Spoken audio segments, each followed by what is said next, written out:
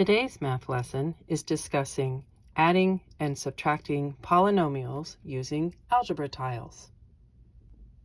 When adding and subtracting polynomial algebra tiles, it can be best summarized as combining like terms. Before you decide to combine your like terms of the algebra tiles, you first have to look and see, is there a plus or is there a minus between your two sets of terms. That is a game changer on what you're going to do as you count through them. You must check for that first. Here in example 1, we see that there is a plus sign between our two sets of algebra tiles. So we will be adding them all together. Since we are adding these sets of algebra tiles together, and we can see that all of the tiles are positive, we can just count them all up. In our counting, we see we have 8 big boxes. We have 1, 2, 3, 4, 5, 6, 7, 8, 9, 10 sticks, plus another 1, 2, 3, 4, 5, making 15 sticks. We have 1 baby box and another 2 baby boxes, making 3 baby boxes.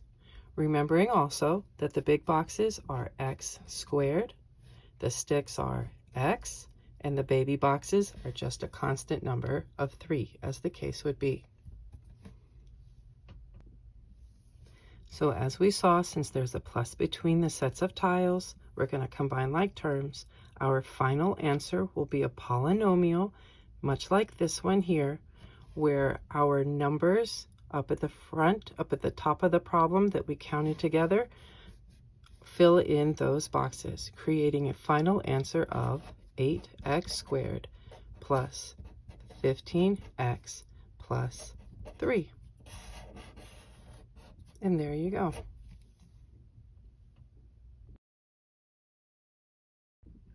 In our second example, we see that there is a minus between the two sets of algebra tiles. So as we combine like terms, we're actually going to be taking away part of our tiles. Much like with regular addition and subtraction, when you have a minus between two quantities, you are going to take the second set away from the first set. In my first set, I have 6 big boxes. In my second set, I have 2 big boxes, and we are going to take away that second set, making 4. In my first set, I have 4 sticks. In my second set, I have 3 sticks. And because I have a minus in the middle, I'm going to take away my second set, leaving 1. And in my first set, I have no baby boxes. In my second set, I have no baby boxes. And 0 minus 0 is simply 0, reminding us that the 4 big boxes is an x squared, the sticks is an x, and since I don't have any baby boxes, I don't really need to worry about them, thus creating a final answer of 4x squared with a 1x. And because this 1x is positive, there will be a plus in between them. Since I don't have any baby boxes at all, I do not need to show a 0 at the end of this expression. And there you go. Okay, example 3. What do we have in between our sets of tiles? A plus sign. So what does that mean we're going to do? We're going to combine like terms. In my first set of tiles, I have 10 big boxes. In my second set of tiles, I have 9 big boxes.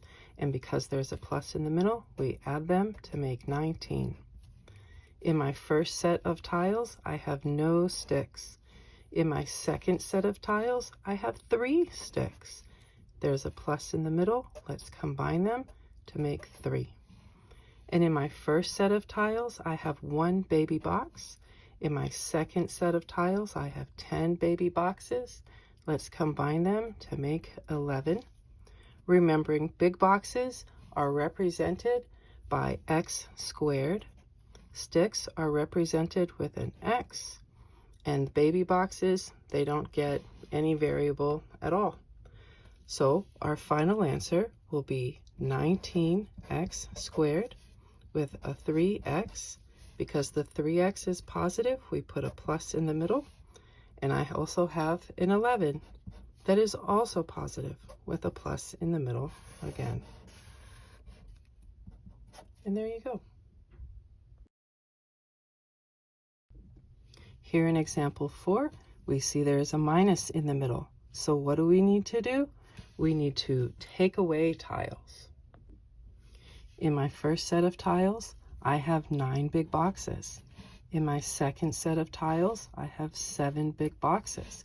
There's a minus in the middle, so we subtract, leaving us with 2.